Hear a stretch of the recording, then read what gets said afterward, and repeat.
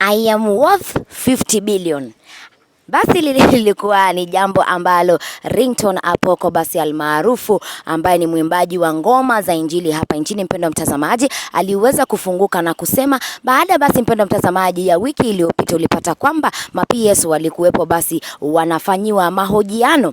Basi baada ya ile uhodha ambao kila yeyote aliyekuwa anahojiwa pale alikuwa anapeana, naona swala hili limeweza kutrend mpaka naye pia Apoko kasema kwamba yuko worth 50 billion. Hebu kaweze kuitazama video hii ambayo basi anazungumza ama basi anahojiwa na mdako mwenzangu hapa nchini, nawe pia ukaweze kutazama na ukapata namna jinsi ambao nazungumzia lile swala. Kumbuka niko hapa ni kuelimisha, ni kufahamisha, ni kujuze mpendwa mtazamaji. Gonga notification bell, hakikisha umeweza kusubscribe na pia tell a friend to tell a friend. Niite Winnie Mandi, wananiita Chaumbea, sina mengi ya kukupa.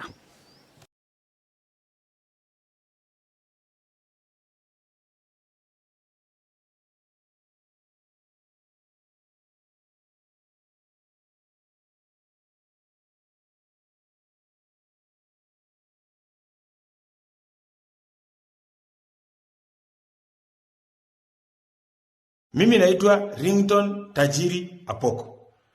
Ukisikia watu wanatumia hiyo jina tajiri, angalia kama ni relatives wangu. Juu hiyo jina ni ya familia yetu, tunaitwa matajiri. So baba yangu ni tajiri sana, ule babangu wako mbinguni, hata kama huyu baba wa duniani sikuona. So tafadhali msimisuse jina ya baba yangu eti tajiri. Mimi ndio naitwa Ringtone Tajiri Apoko.